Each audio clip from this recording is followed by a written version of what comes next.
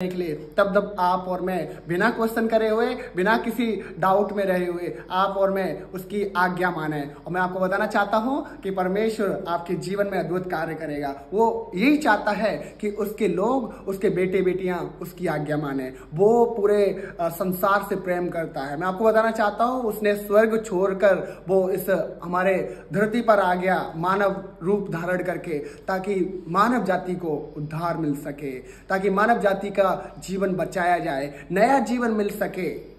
इससे अच्छी बात क्या हो सकती है? परमेश्वर ने आपको मुझको उद्धार दिया है और वो उद्धार फ्री में है। फ्री में है, लेकिन बहुत इतना कीमती है कि आप और मैं कभी भी उसका दाम चुका नहीं सकते। लेकिन कितना कीमती है मैं आपको बताना चाहता हूं। यीशु मसीह जो परमेश्वर का इकलौता बेटा है, उसने अपने आप को दे दिया। उसको मरना पड़ा, इतना महंगा है उद्धार। लेकिन आपको मुझको यीशु मसीह पे विश्वास करने के द्वारा, अगर आप विश्वास करते, यीशु मसीह पे विश्वास करते, तो वो आपको उद्धार देगा। वचन बताता है जो कोई विश्वास करेगा उसका उद्धार होगा। आप विश्वास नहीं करेंगे तो साइंस भी बताती है, विज्ञान भी बताता है कि दो जगह है, एक नरक एक स्वर्ग। और आप अच्छे से जानते हैं कि नरक किन लोगों के लिए है।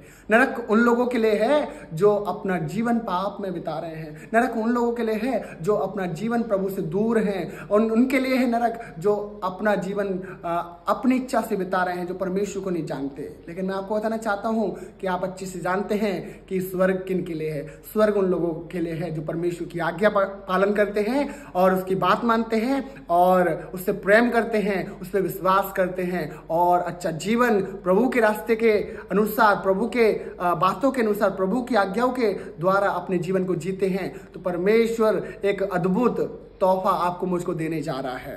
वो बोलने जा रहा है कि शाबाश मेरे वफादार ईमानदार दास, तूने अपनी जिंदगी अच्छे से जी है, तूने अपनी दौड़ पूरी करी है, तूने अपना जीवन का जो उद्देश्य है वो अच्छे से निभाया है, तूने बहुत सारे लोगों को वचन सुनाया, तूने अपने जीवन से बहुत सारे लोगों को आशीष का कारण बनाया। वो परमेश्वर आपसे मुझसे चाहता है। इसलिए मेरे भाई बहनों, मैं आपको बताना चाहता हूं कि जब जब यीशु आपको मुझको बुलाए, जब जब परमेश्वर आपसे मुझसे कुछ कहे, आप और मैं इग्नोर ना करें। आप और मैं बस विलिंगली, इच्छा के अनुसार हम उसकी आज्ञा का पालन करें, उसके सम्मुख आ जाएं, कहे प्रभु मैं पापी हूं, मैं नादान हूं, मुझ में कोई क्वालिटी नहीं है, मुझ में कोई खासियत नहीं है, मैं कुछ भी करने के योग्य नहीं हूं। लेकिन प्रभु आप मुझे इस्तेमाल करें, आप मुझे ऐसा बनाएं ताकि परमेश्वर बहुत सारे लोग मेरे द्वारा उद्धार पा सकें, आपको जान सकें और आपके राज्य में शामिल हो सकें। तो इसलिए मैं आज के वचन से आपको यही इंकरेज करना चाहता हूं कि आप परमेश्वर के वचन में बने रहें, परमेश्वर विश्वास करें, ताकि परमेश्वर आपके जीवन में कार्य कर सके। इसलिए पहले उसकी आवाज को सुने, आज्ञा का पालन करें और फाइनली रिजल्ट आपके सामने होगा। वो रिजल्ट आपके सामने होगा कि वो आपकी परिस्थिति को बदलेगा, आपके जीवन को बदलेगा और आपके जीवन में वो ऐसे अद्भुत कार्य करेगा जो आपके जीवन में कभी हुआ नहीं, ना ही कभी आपने सोचा। क्योंकि वो परमेश्वर वायदे को निभाने वाला परमेश्वर है और सब कुछ करने वाला परमेश्वर। इसलिए मैं आपसे यही इनकरेज चाहता हूँ, यही मैं आपसे बोलना चाहता हूँ कि आप परमेश्वर विश्वास करते रहें और आगे बढ़ते रहें। परमेश्वर आपको आशीष दें। जय मसीह की। God bless you.